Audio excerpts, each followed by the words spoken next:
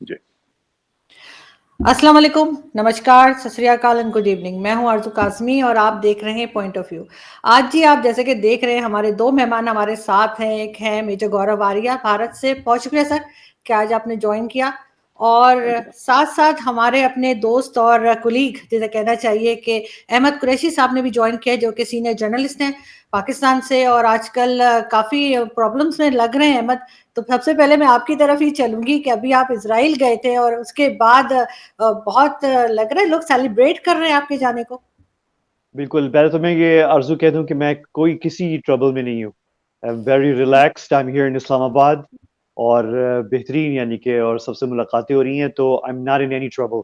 आपका इशारा शायद वो जो पाकिस्तान तहरीक-ए-इंसाफ और ख़ास तौर पे डॉक्टर शरीन मज़ारी साहिबा की ट्वीट्स और ये बातें हैं और फिर उनका जो पूरी ट्रोल आर्मी है पाकिस्तान तहरीक-ए-इंसाफ की जो इस मौज़ू के पीछे और मेरे पीछे लगी हुई थी। तो वो तो चले वो तो हम आप भी और मैं भी और हम जो मीडिया में हैं मेजर साहब भी जो इस तरह आते हैं मीडिया पे we have learn to develop thick skins when it comes to this so it's part of public discourse ये इसमें कोई इशू नहीं है तो बाकी जो है ये जो आप इजराइल का विजिट है ये इज जस्ट आप एक तरह से कह सकती हैं इट्स अ स्टडी टूर और उसमें कुछ पाकिस्तानी शहरी थे पाकिस्तानी सिटीजन्स और ज्यादातर जो है वो पाकिस्तानी अमेरिकन हैं democratic party and Republican party से some of them are very close to even President Biden इस वक्त a couple of them are from his constituency Delaware में और financial contributors भी हैं and some of them are on panels the White House panels on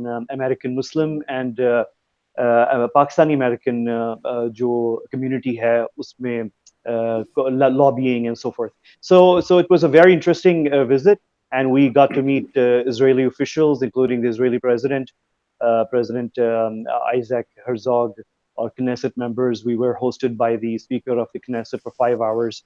It was very good. It was really excellent. लेकिन मुझे ये बताइए कि क्यों पाकिस्तानी पासपोर्ट पे ये लिखा हुआ है कि हम इज़राइल नहीं जा सकते और उसके साथ टर्म्स नहीं है जबकि प्रॉब्लम्स तो हमारी भारत के साथ भी हैं?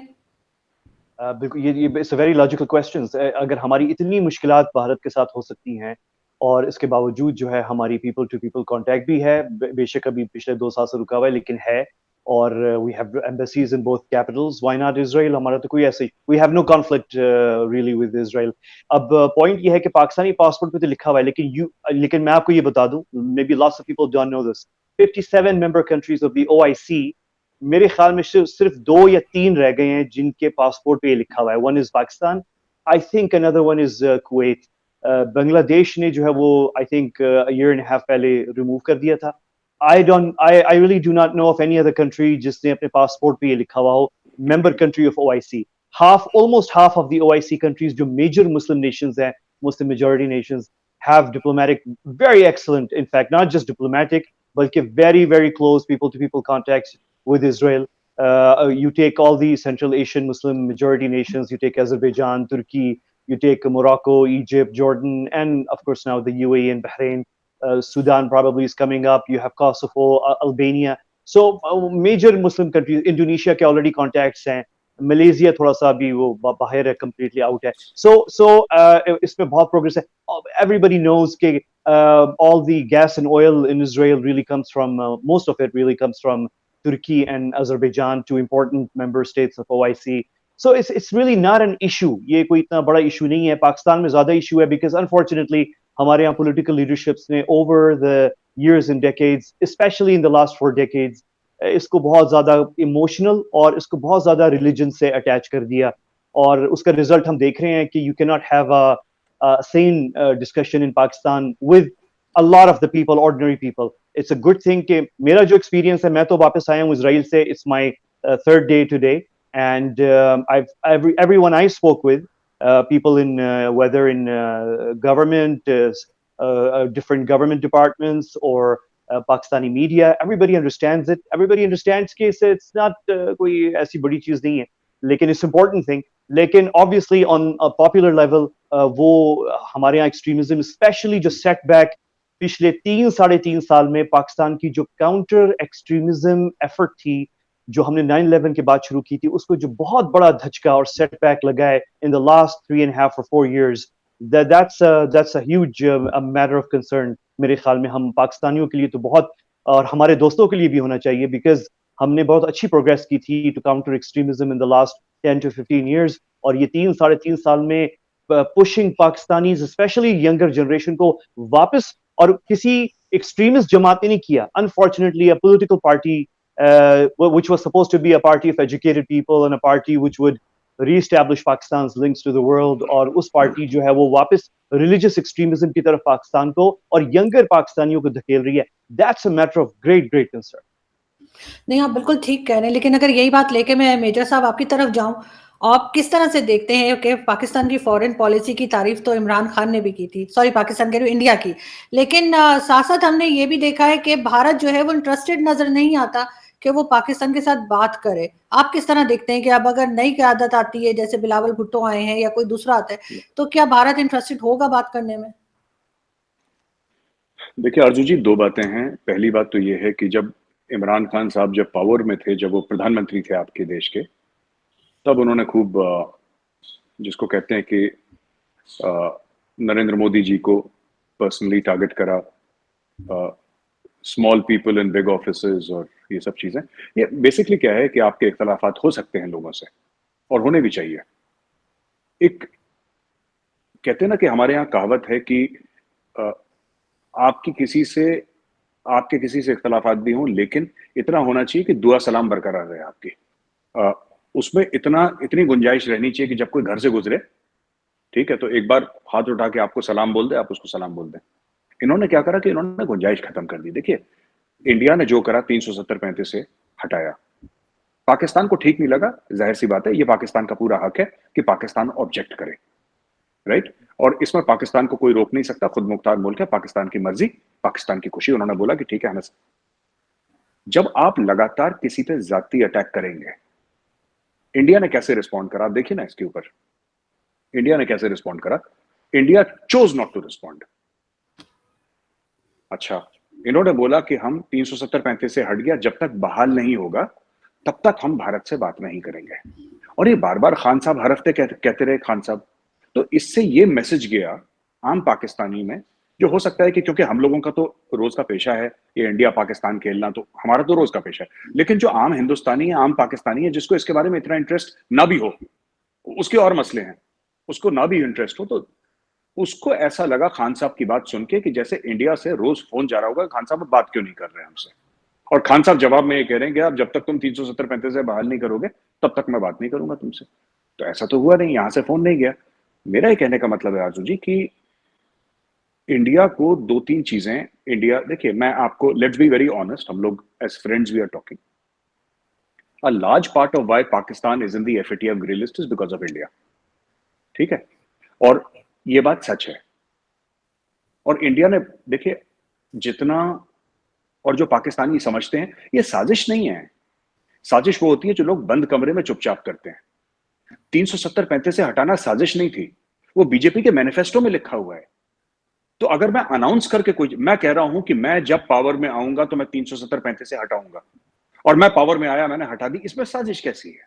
ये तो कह के कर रहा हूं मैं। साजिश होती है जब पीठ में आप किसी के छुरा घूमते हैं, वो साजिश है। आप सरप्टिशियसली कोई काम करें, ये तो सामने हुआ जो भी हुआ, और सामने बीजेपी डे वन से कह रही है। अच्छा, हमें फौज में सिखाया गया कि किसी भी चीज को करने के लिए 2 चीजें जरूरी हैं, इंटेंट और कैपेबिलिटी। बीजेपी का इंटेंट हर समय था, बीजेपी की कैपेबिलिटी नहीं थी। इंटेंट हर समय था, जब उनकी 2 सीट्स थी हमारी पार्लियामेंट में, तब भी बीजेपी का इंटेंट था, लेकिन उनकी कैपेबिलिटी नहीं थी। जिस दिन उनकी कैपेबिलिटी हुई, उन्होंने हटा दिया। तो लगातार उनके मैनिफेस्टोज में, तो ये कहना कि साजिश थी, कोई साजिश नहीं है इसमें, ये कह रहे हैं और इन्होंने करा है। अब आपने बोला कि ये कब इंडिया पाकिस्तान के बीच में बात, मैं बता रहा हूँ, ट्रस्ट डेफिसिट बहुत ज्यादा है। मैंने आप ही की शो में डिस्कस करा था आरजू जी। अब देखिए, होनी तो चाहिए बात, राइट? और लोग आपस में, लोग कहेंगे कि कब हम भाइयों की तरह रहेंगे, या कब हम प्यार मोहब्बत की बात है। हम लोग अगर तमीज से बात कर लें एक दूसरे से, ये बहुत बड़ी बात है।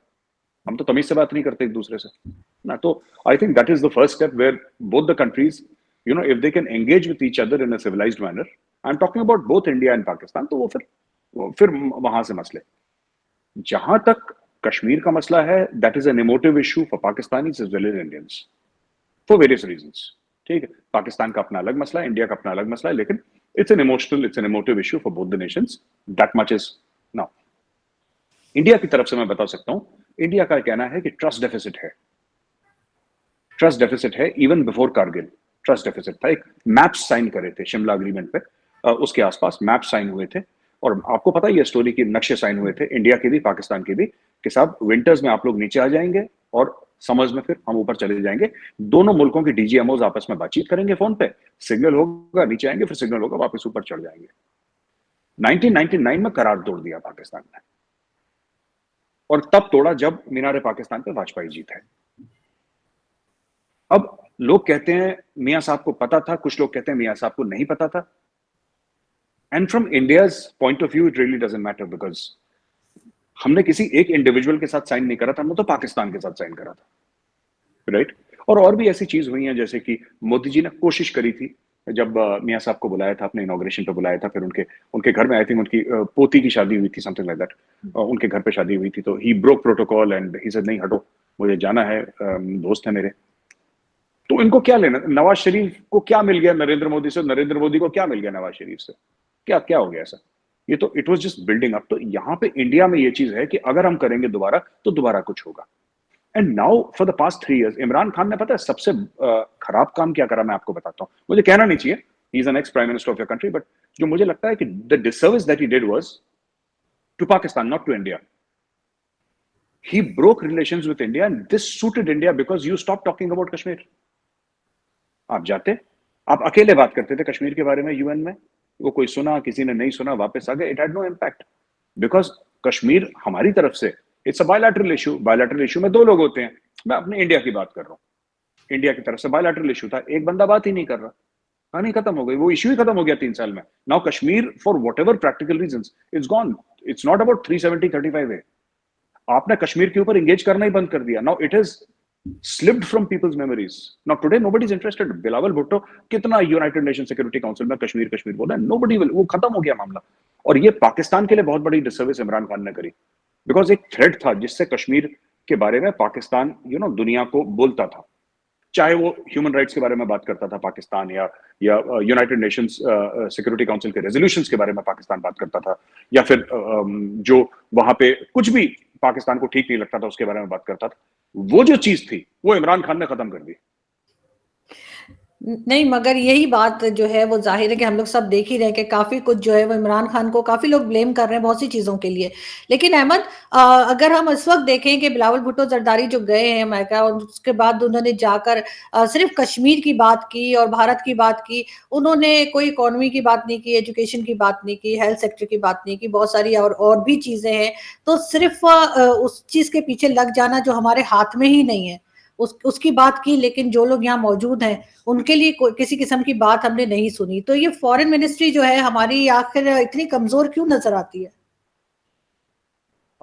बिल्कुल, मेरे ख्याल में क्योंकि वो स्पेसिफिक इवेंट के लिए गए थे जिसमें वो पार्टिसिपेट उन्होंने किया, जो डिस्कशन हो रही थी क्लाइमेट चेंज यूएन में, तो उस पे उन्होंने पब्लिकली उसी पे बात की। और कश्मीर पे जो उन्होंने जुमला दागा वहाँ पे, वो हमारी foreign ministry of foreign affairs के एसओपीज में है एट एनी इंटरनेशनल फोरम, तो उन्होंने वो भी कार्रवाई पूरी की, और वो स्टेटमेंट जो है कश्मीर पे उन्होंने बोली, जो हमारा स्टेटेड पाकिस्तान का पोजीशन है, तो वो भी हो गई।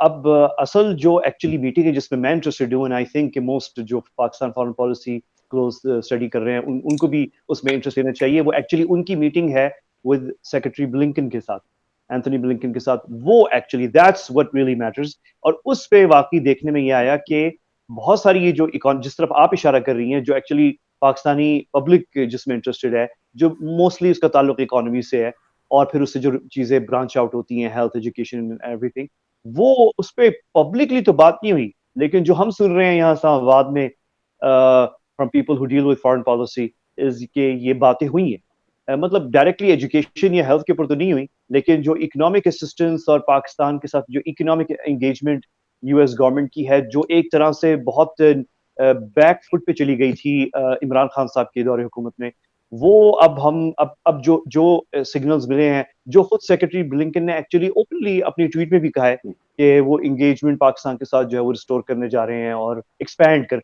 ही used specifically the word not not reconnect और रिज्यूम, उन्होंने कहा कि एक्सपैंड करने की तरफ वो देख रहे हैं। So this is being taken very positively, और ये कोई सरप्राइज नहीं है। वी न्यू कि नॉट ओनली द यूएस बल्कि बहुत सारे पाकिस्तान के जो की इकोनॉमिक और स्ट्रेटेजिक पार्टनर्स हैं, एक्चुअली वी आर वेटिंग और x prime minister Imran Khan साहब की हुकूमत के वो चली जाए, तो उसके बाद वो पाकिस्तान के साथ एक नई विगर के साथ जो है पाकिस्तान को रीएंगेज करेंगे। And I am talking about China, I am talking about the GCC states, EU, to an extent even Turkey. तो ये चीज अब हम देखने में नजर आ रही है। आई थिंक इस वक्त जो पाकिस्तानी हुकूमत है वजीर आजम शहबाज शरीफ साहब की, आई थिंक उनका जो सबसे बड़ा चैलेंज इस वक्त है is to repair Pakistan diplomacy.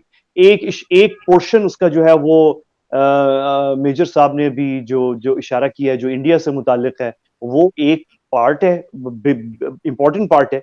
लेकिन उसके अलावा we have huge other foreign policy challenges जो हमारे अपने key strategic partners and allies जो ओवर द इयर्स रहे हैं उनके हवाले से, और वो रिपेयर करने का काम जो है वो बहुत अच्छा हो रहा है।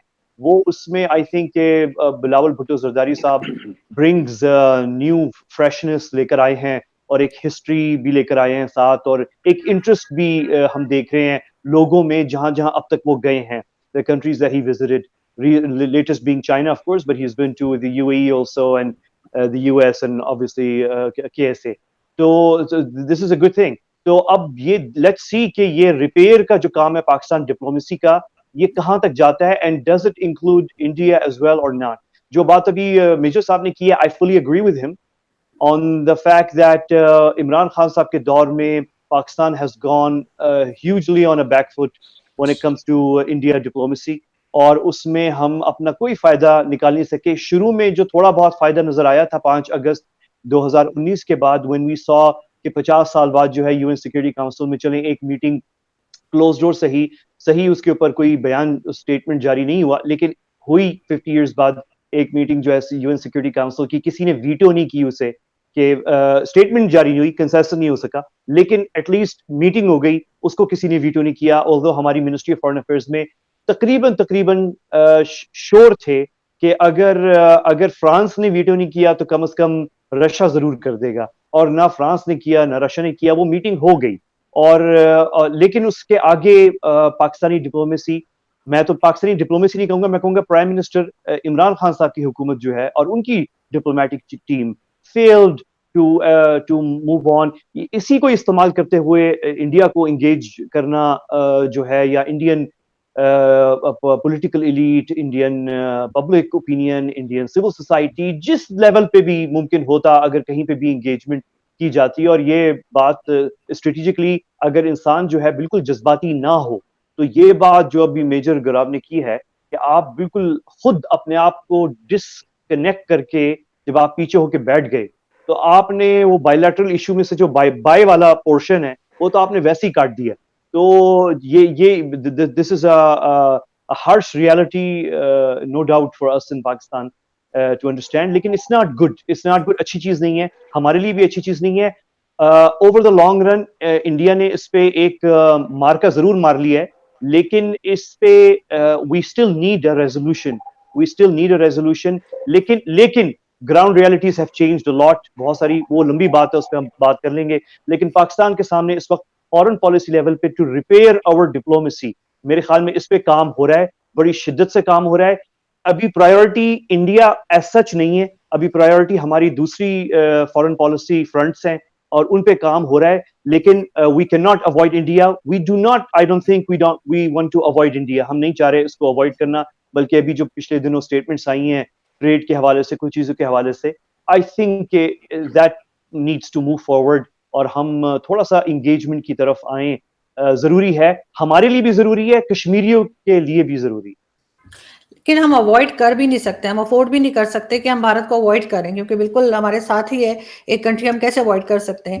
लेकिन मेजर साहब, एक जगह जाके सब लोग कहते हैं कि बात रुक जाती है, अगर पाकिस्तान बात करता है तो कश्मीर पे जाके बात रुक जाती है, और अगर भारत की तरफ से बात होती है तो कहते हैं जी टेररिज्म है, हाफिज सईद का नाम लिया जाता है, और इसी किस्म की बातें होती हैं। तो कब तक इसी दो चीजों के ऊपर हम लोग बात करना बंद करते रहेंगे? क्या इन बातों को हटा के, पाकिस्तान वैसे काम तो कर रहा है टेररिज्म के ऊपर, ऑब्वियसली हमें हमारा ही फायदा है अगर हम उसे कंट्रोल करते हैं। कुछ आपको लगता है कि पहले से बेहतरी हुई है, कुछ थोड़ी बहुत चीजें रुकी हैं, इस तरह के लोग जो जाया करते थे कश्मीर साइड से कुछ रोके गए? आरजू जी, मैं कह रहा हूँ इमरान खान साहब के जाने से ना हमें बड़ा नुकसान हो गया, बहुत ज्यादा। मैं बताता हूँ आपको कैसे नुकसान ऐसे हो गया हमें कि देखिए, इन्होंने अमेरिका को गाली दी, इंडिया को गाली दी, पर इनके खिलाफ कुछ करा नहीं। ठीक है, अमेरिका को गाली दी शिद्दत से, इंडिया को गाली दी, मोदी जी को गाली दी शिद्दत से, लेकिन हमारे खिलाफ कोई एक्शन नहीं लिया। चाइना की तारीफ करी, चाइना का सीपैक निपटा दिया खान साहब ने। मैंने ट्रिब्यून में आर्टिकल पढ़ा, पाकिस्तानी न्यूज़पेपर ट्रिब्यून है, उसमें बोला 80% of CPEC shut down, 80%।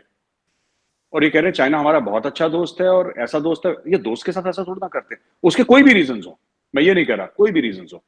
Fact of the matter is कि जो उन्होंने, मैं जितना मैं एनालाइज करता हूं ना इमरान खान साहब की बातों को, मुझे ऐसा लगता है कि there is something else. I don't know what to say and I should not say it publicly. After all, he's the former prime minister. हम ऐसे शो में किसी के खिलाफ, बट वो जो कहते हैं वो करते नहीं हो, उसमें फर्क है। मैं आपको बताता हूं, 370-35 से हटा, मोदी बुरा है, हिटलर, फाशिस्ट, आरएसएस, हिंदुत्व, ये गंदे लोग हैं, ये फलाना। ट्विटर पे सारा कुछ करा, ग्राउंड पे कुछ भी नहीं हुआ। ठीक है ना, ग्राउंड पे ट्रेड रोक देंगे तो ट्रेड पहले ही बहुत कम थी, तो उसमें इंडिया को तो कोई फर्क नहीं पड़ा। ट्रेड से पाकिस्तान को ज्यादा फर्क पड़ा, इंडिया का तो 650 बिलियन के हमारे एक्सपोर्ट्स थे, तो हमें तो फर्क नहीं पड़ा, हमारा तो और बढ़िया हो गया।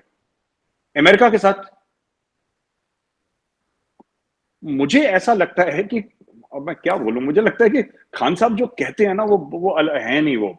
बिकॉज चाइना हमारा बहुत अच्छा दोस्त है और हम अलग कमरे में बात करेंगे वीगर मुसलमानों के बारे में, और सब बहुत है, we love China, China loves us, और चाइना को निपटा दिया। ठीक है, अच्छा मैं आपको बताता हूं, जहां तक कश्मीर का आपका सवाल है, कश्मीर का ये मामला है कि मैं जाता रहता हूं, हर महीने में जाता हूं कश्मीर। फिलहाल 2-3 महीने नहीं जा पाया because of personal issues at home, but मैं कश्मीर अक्सर जाता रहता हूं। मैं आपको बताता हूं कि कश्मीर में जो माहौल है, there should be a study in Pakistan and there should be frequent studies, हर 2-3 साल में एक स्टडी हो, इंटेलेक्चुअल रिगर के साथ एक जबरदस्त स्टडी हो। आपके कुछ डिप्लोमेट्स बहुत जबरदस्त हैं, जो हर जगह होता है, कुछ जबरदस्त नहीं होते, कुछ जबरदस्त होते हैं हर एक मुल्क में, तो जैसा हमारा है वैसा आपका है। उनको अगर ये टास्क दिया जाए कि आप गेज करो कि पब्लिक ओपिनियन क्या है। अच्छा, मैं ये नहीं कह रहा कि कश्मीरी सारे बहुत खुश हैं भारत से, ऐसा बिल्कुल भी नहीं है। क्या शिकायतें हैं? जबरदस्त। क्या बहुत शिकायतें हैं? हाँ जी, बहुत शिकायतें हैं, लेकिन पहले से थोड़ी सी कम है। और मुझे लगता है यहां पे मोदी गवर्नमेंट की जीत है। उन्होंने क्या करा है इस बार, रिकॉर्ड ब्रेकिंग टूरिज्म हुई है कश्मीर। कश्मीर की इकोनॉमी टूरिज्म पे डिपेंडेंट है। वो ड्राई फ्रूट हैं, थोड़ा सा सैफरन है, और ये है एप्पल्स हैं, ये सब है मामला, कार्पेट्स वगैरह, but the big money in Kashmir is tourism. और इस बार जितने इंडियन टूरिस्ट कश्मीर गए हैं, एक जगह पहलगाम कश्मीर में, आरजू जी आप विश्वास नहीं करेंगी, एक रूम एक रात के लिए 65,000 रुपए, 65,000 इंडियन रुपीज। दिल्ली में नहीं बिकता 65,000 रुपए का कमरा, मतलब 65,000 रुपीज। इतने टूरिस्ट, अच्छा वो गंद भी मचाते हैं ना टूरिस्ट, जाके चिप्स के पैकेट फेंक फाक के। मैं तो कह रहा हूँ कम ही करो टूरिज्म वहां पे, ये लोग जाके इनको कुछ भी करते हैं वहां पे। But the fact of the matter is कि इन्होंने क्या करा कि इन्होंने ये बोला कि इंफ्रास्ट्रक्चर में, अब आपको पता है even China is supporting it. ये जो हांगकांग से 3 बिजनेसमैन आए थे, आपने पढ़ा होगा, Pakistan media also covered it. Hong Kong से जो 3 बिजनेसमैन आए थे आरजू जी यहाँ पे, वो Hong Kong is part of China. उनकी करेंसी अलग है, उनका पासपोर्ट अलग है, but basically they follow Chinese directions. Hong Kong के बिजनेसमैन आए कश्मीर वैली में इन्वेस्ट करने के लिए, आपके ओआईसी के मेंबर नेशंस आए, तो ओआईसी भी अलग अलग, ओआईसी भी इमरान खान साहब की जैसे बात करता है। ओआईसी कश्मीर में डिलिमिटेशन हुआ, बहुत बुरा है, बहुत गंदी बात है, इंडिया को नहीं करना चाहिए था, इंडिया ने बहुत गंद डाल रखा है कश्मीर में, हम कंडेम करते हैं। ये लो $5 अरब की इन्वेस्टमेंट, ये क्या बात होती है? ये कभी कुछ कहते हैं, करते कुछ है। वहां पे इमार मॉल बना रहा है 5 लाख स्क्वायर फुट का श्रीनगर के अंदर, और श्रीनगर के अंदर पैर रखने की जमीन नहीं, पता नहीं कहां मॉल बना रहा है वो 5 लाख स्क्वायर फीट का। मैं आपको एक बात बता रहा हूं कि the whole thing about Kashmir is changing very fast, and the same Gujarat concept, Narendra Modi ji और अमित शाह जी का सेम कॉन्सेप्ट, कि इतनी इकोनॉमिक प्रोस्पेरिटी कर दो इतना पैसा वहां पे डाल दो कि लोग परेशान हो जाएं पैसा गिनते गिनते सुबह शाम। और ये उन्होंने करना शुरू कर दिया है। आपकी फॉरेनर्स की paragliding, water sports, tourism, Apple exchange, जो पूरा मार्केट की किसको कितना पैसा मिलेगा, सैफरन के बारे में, सबके बारे में, and $10 billion of investment, 10 Arab dollar की इन्वेस्टमेंट, और ये और ला रहे हैं। ये सिर्फ फॉरेन इन्वेस्टमेंट है, डोमेस्टिक इन्वेस्टमेंट नहीं है, ये बाहर से विदेशों से जो 10 अरब डॉलर की आई है। तो देखिए ये जो बात है ना कि अब धीरे धीरे धीरे, और ये और चल रहा है कि कंपेयर करिए कि जो पाकिस्तान ऑक्यूपाइड कश्मीर है, जिसको आप लोग आजाद कश्मीर कहते हैं, उसके साथ इंफ्रास्ट्रक्चर के साथ कंपेयर करिए, आप इसके साथ कंपेयर करिए, उसके साथ कंपेयर करिए। तो धीरे धीरे धीरे धीरे ये चीजें हो रही हैं and you can see the effect on ground. So एक तो ये पहलू है। दूसरा पहलू ये है, जैसे मैंने बोला कि क्या शिकायतें हैं, ऑब्वियसली शिकायतें हैं। क्या भारत ने गलतियां करी हैं कश्मीर में? सही बात है, ऐसी बात तो नहीं है कि हम बिल्कुल दूध के धुले और हमने बोला कि जी बल्ले बल्ले सब ठीक है। That's not true actually, and let me be honest, that is not true to be candid. But the fact of the matter is कि काफी रिपेयर वर्क चल रहा है इसमें और काफी कश्मीरीज इसमें इन्वॉल्व हो गए। सरहद पार से लोग कम आ रहे हैं, उसके कारण कुछ और है।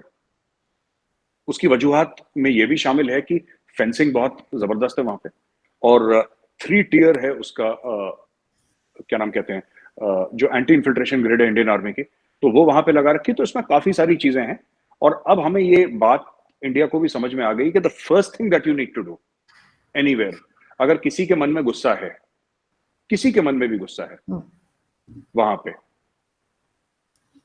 तो the first thing you need to do is economic prosperity. पैसा एक बहुत अच्छी मरहम होती है हर चीज की, and money in phenomenal quantities. Now, there is a moral angle to it also. I'm not making it sound like I don't want it to sound like a commercial transaction. कि हमने अगर आपके साथ कुछ खराब भी कर दिया, by the way, हम आपको पैसा दे दें, ऐसा नहीं होता है। Human beings don't forget so easily. But the fact of the matter is कि money makes things a little easier. So investment वहां पे हो रही है, और धीरे धीरे वहां पे मैंने ऐसा भी सुना है कि they are pulling out the army from Kashmir, ऐसा मैंने सुना है। मिनिस्ट्री ऑफ होम अफेयर्स में मेरी बात हो रही थी कि सीनियर ऑफिसर से, over a period of 3-4-5 years they will pull out the army. They want. अब इंडिया का मैं बता रहा हूँ चक्कर क्या है, why they are pulling out the army, इसमें भी एक एंगल है।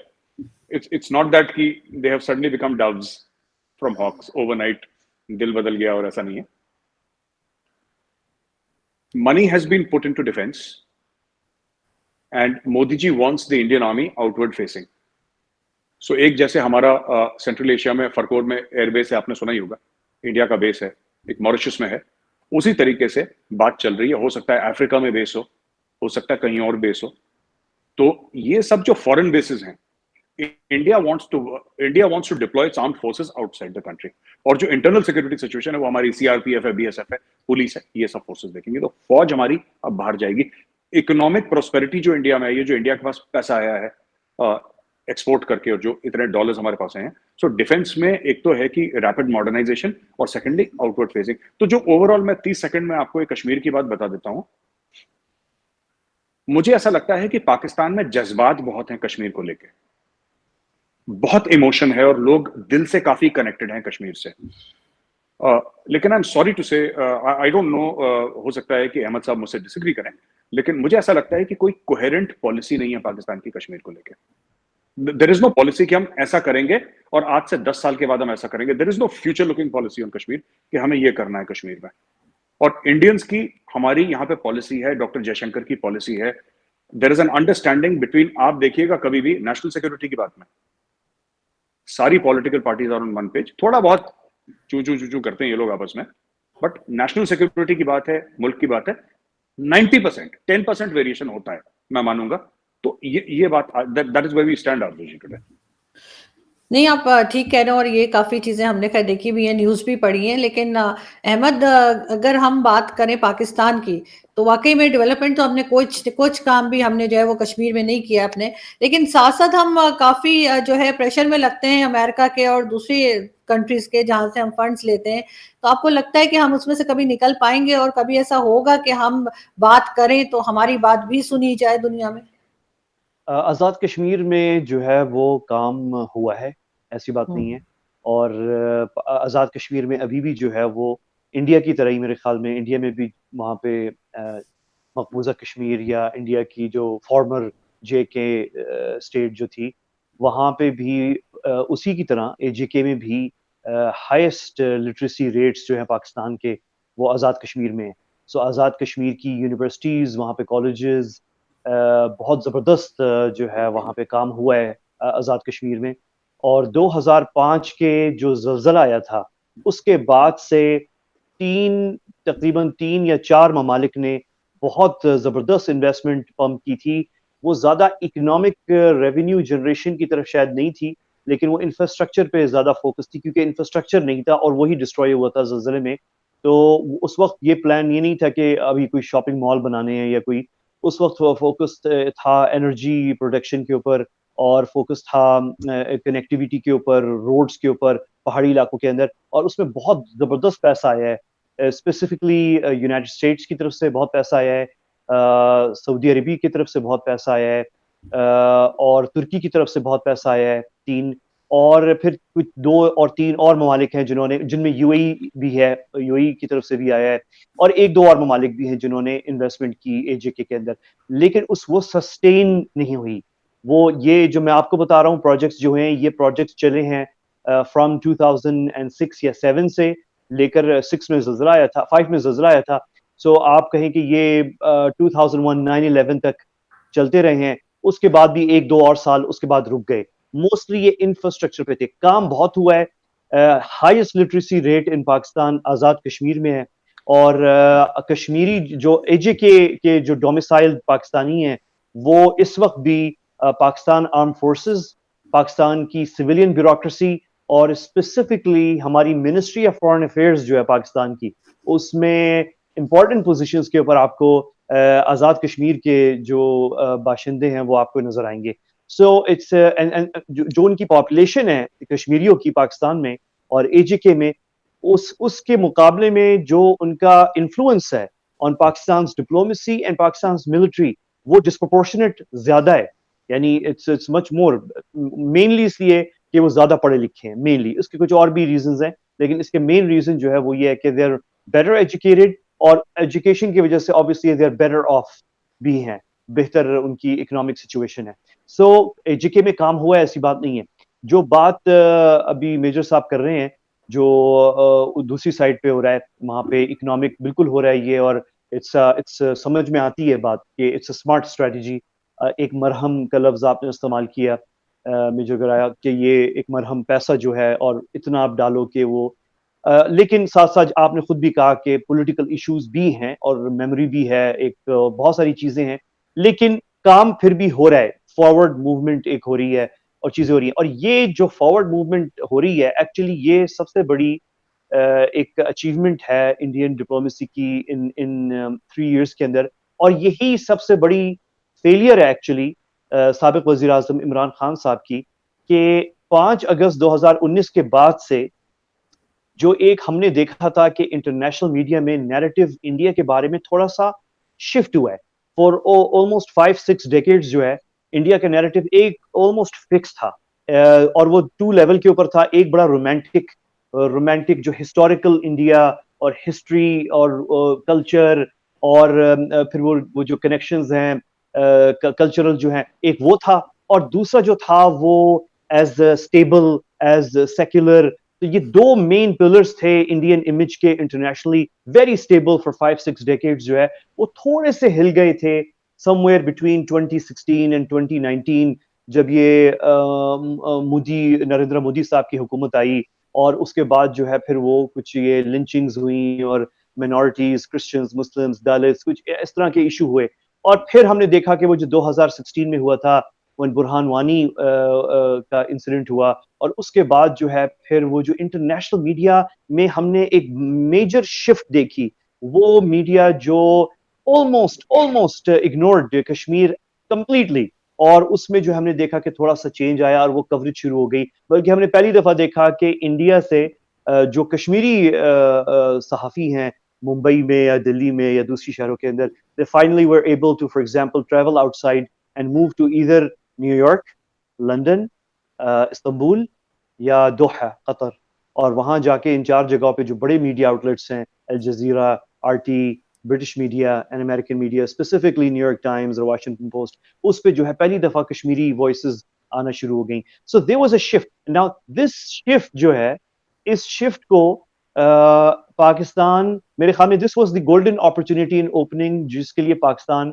अगर काम कर रहा था। मेरा तो वैसे नहीं ख्याल कि ये इसमें पाकिस्तानी एफर्ट्स डिफरेंट गवर्नमेंट्स की भी हो सकती हैं, लेकिन इसमें जो है एक्चुअली अगर ये क्यों हुआ, तो इसका reason directly prime minister Modi साहब खुद ही हैं, उनकी पॉलिसीज और उनकी वजह से हुआ था। लेकिन it was a boon for Pakistan, और पाकिस्तान और उस यहाँ पाकिस्तान में हुकूमत इमरान खान साहब की थी और वो एक्सप्लॉइट कर सकती थी। This was the golden opportunity actually, जहां सदर ट्रंप भी इस पे बात कर रहे थे, G7 की मीटिंग पेरिस में होती है, मोदी साहब भी वहां पर थे, और उधर भी कश्मीर पे थोड़ी बहुत उनसे बात होती है, पाकिस्तान को भी इंगेज किया जा रहा था। सडनली पाकिस्तान में इमरान खान साहब, और यहाँ पे मैं और मेजर साहब जो है, शायद हमारा नैरेटिव करीब करीब आ जाता है। मैं ये तो नहीं कहूंगा कि हम मिल जाते हैं, लेकिन हमारा करीब करीब आ जाता है कि सडनली यहाँ पे हम देखते हैं इमरान खान साहब को कि ऑल ऑफ अ सडन जब ये डेवलपमेंट हो रही थी, तो इमरान खान साहब जो हैं वो तोपे उनकी भारत से हट जाती हैं।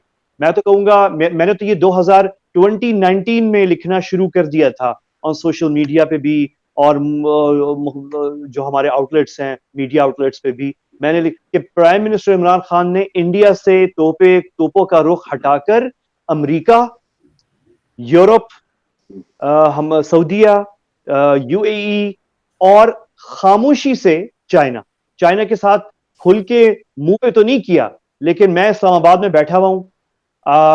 I consider my self responsible journalist, इसलिए मैं बहुत ज्यादा इस पे तफसील में नहीं जा रहा, लेकिन आई नो फर्स्ट हैंड, और अगर मैं आपको नाम कोट कर दूं तो शायद ये कोई ब्रेकिंग न्यूज भी हो सकती है कि very responsible people in Chinese government said कि हमें तो समझ में नहीं आ रहा कि क्या हो रहा है पाकिस्तान इस्लामाबाद में इमरान खान साहब की दौरे हुकूमत में।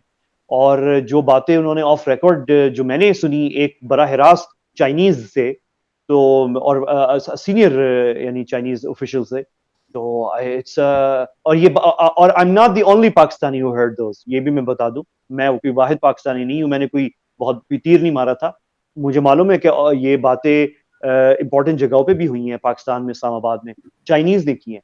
तो ये सारे तोपे, भारत से तोपों का रुख हटाकर अमेरिका, EU, हमारी 75 years के अंदर never a diplomat had to run away from Pakistan, जो इमरान खान साहब के दौर में हुआ, फ्रांस के सफीर को यहां से भागना पड़ा।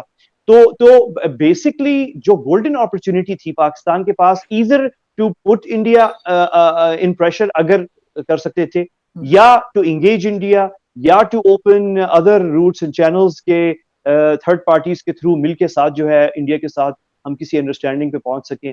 क्योंकि मेनली जो मेन इशू है हमारा वो कॉन्फ्लिक्ट रेजोल्यूशन है। We don't want to defeat India, we don't want to defeat India. मैं तो पिछले साल 2021 में पाकिस्तान के ऐवान सदर में मेरे सामने सदर डॉक्टर आरिफ अलवी साहब बैठे हुए थे, और मेरे सामने वजीर खारजा शाह महमूद कुरैशी साहब बैठे थे, और उस वक्त के national security adviser Moeed Yusuf sahab बैठे हुए थे, and I was a speaker along with them, along with Mishal Hussain Malik sahiba, जो कि वाइफ हैं यासीन मलिक की।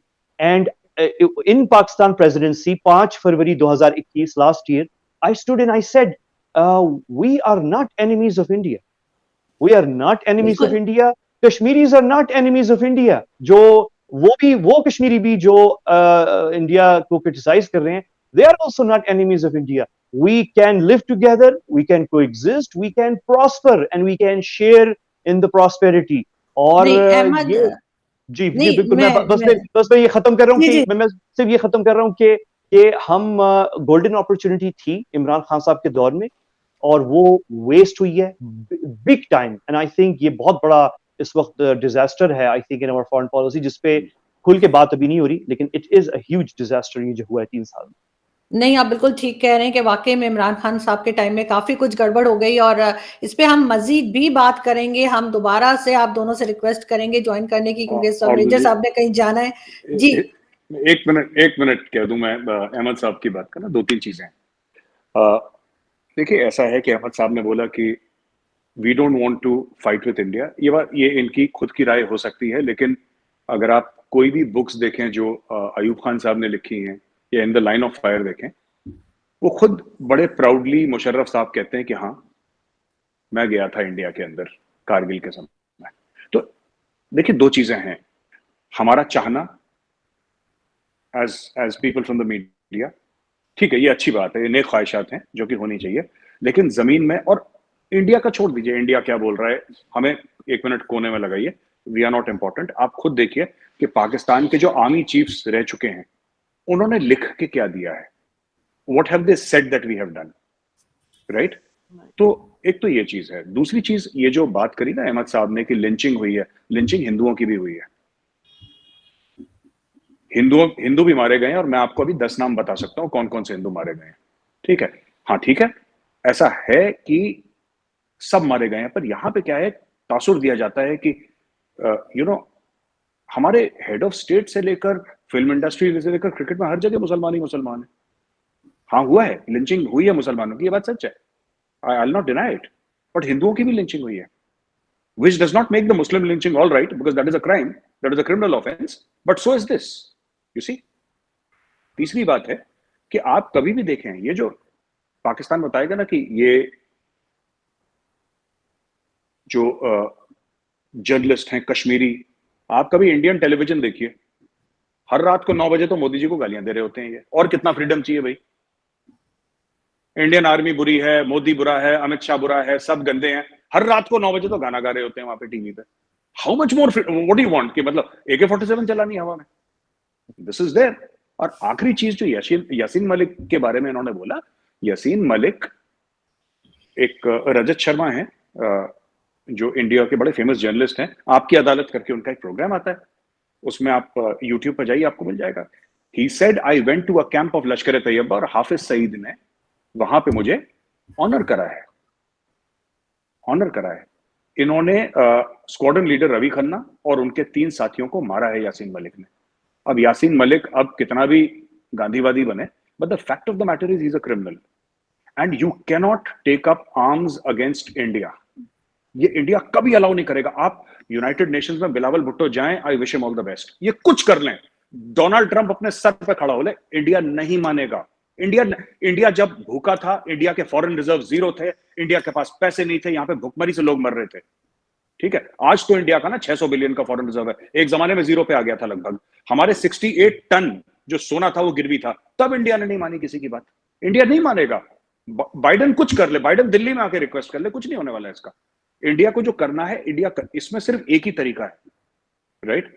अगर म्यूचुअली टेम्परेचर्स डाउन हो, सिविल सोसाइटी आपस में बात करे, पीपल टू पीपल कांटेक्ट बढ़े, और टेम्परेचर, अगर किसी को भी ऐसा लगता है कि साहब आप कहीं पे जाके कुछ बोलेंगे और इंडिया के ऊपर प्रेशर आएगा, इंडिया के ऊपर क्या प्रेशर आना है? इंडिया, हम लोग कम खा लेंगे ना, हमें दस्तरखान लगाने की आदत नहीं है, हम लोग दस्तरखान नहीं लगाना, हम कम खा लेंगे।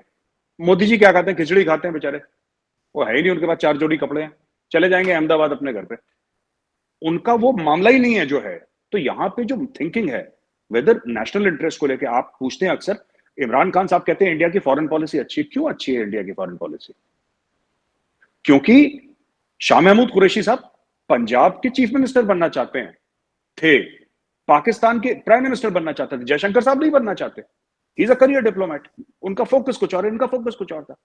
तो जब आपका फोकस गड़बड़ है, तो फिर आप कैसे परफॉर्म करेंगे?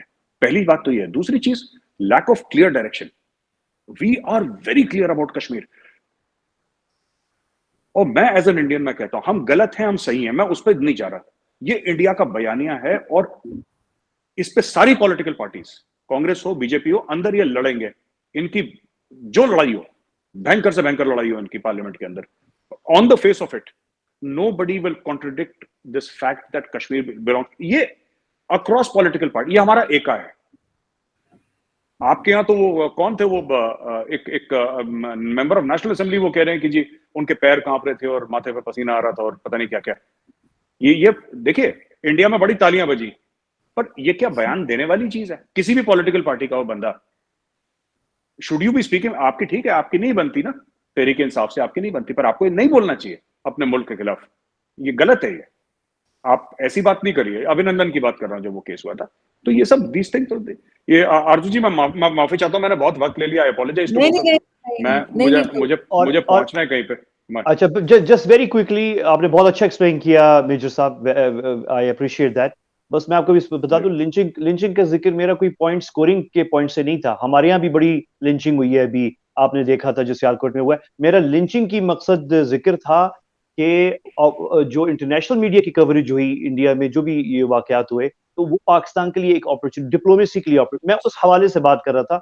और ये जो आपने, ठीक है, वो जो पाकिस्तान के एक्स आर्मी चीफ्स या जो भी पाकिस्तान के पॉलिटिशियंस या एक्स फॉरेन मिनिस्टर्स ने किताबें लिखी हैं, ऐसी तो बहुत सारी चीजें हैं, लेकिन हम अभी की बात कर रहे हैं। राइट नाउ पाकिस्तान में मैं सिर्फ अपनी राय नहीं कर रहा, मैं भी उठता बैठता हूँ, और आरजू भी उठती बैठती हैं, और हम एक नेशनल मूड देख रहे हैं, और हमारी जो डिसीजन मेकिंग एलीट है उसमें भी मूड देख रहे हैं। और मूड इस वक्त ये है कि we don't want to fight India, we want to resolve conflicts. और ये अभी का है। मैं अभी किताबों में, किसने, अयूब खान ने क्या लिखा था, situations were different at that time, बहुत सारी फर्क है।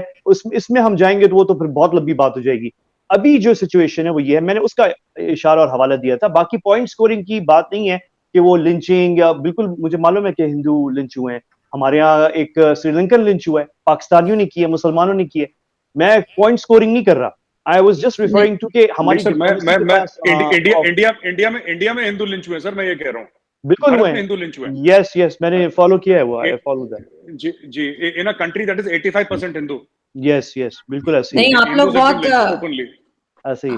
आप लोग बहुत टेंस हो गए, तो जाते जाते सिर्फ मैं ये बताती जाऊंगी, नहीं, अहमद ने मुझे बताया, नहीं, तो ऐसा नहीं, बिल्कुल अहमद, टेंस, बिल्कुल टेंस नहीं हुए क्योंकि हैं, बिल्कुल टेंस नहीं हुए। अहमद मुझे बता रहे थे कि चाइना में इंडियन मूवीज और सॉन्ग्स बहुत चल रहे थे, तो मैंने कहा जाते जाते मैं ये भी बता दूं। और आई होप ऐसे कि ही है। नेक्स्ट, ट्रू बिल्कुल। और बहुत ट्रू। ज्यादा फेमस है वहाँ पे मूवीज और म्यूजिक, जो कि मुझे बड़ी हैरत हुई सुन के कि चाइनीज को क्या समझ आ रही होगी, लेकिन खैर नहीं, वो हो डबिंग सकता में है। है, वो चाइनीज डबिंग के अच्छा, साथ है वो। जी जी, ओके, चाइनीज। ठीक, बिल्कुल। बहुत ऐसे ही शुक्रिया कि आप दोनों ने ज्वाइन किया, thank you thank you, so much, thank you, और होपफुली बहुत जल्दी फिर शुक्रिया, मुलाकात होगी। Thank you. इंशाल्लाह। जी ओके, थैंक अल्लाह यू, हाफिज। जी थैंक यू। Thank you.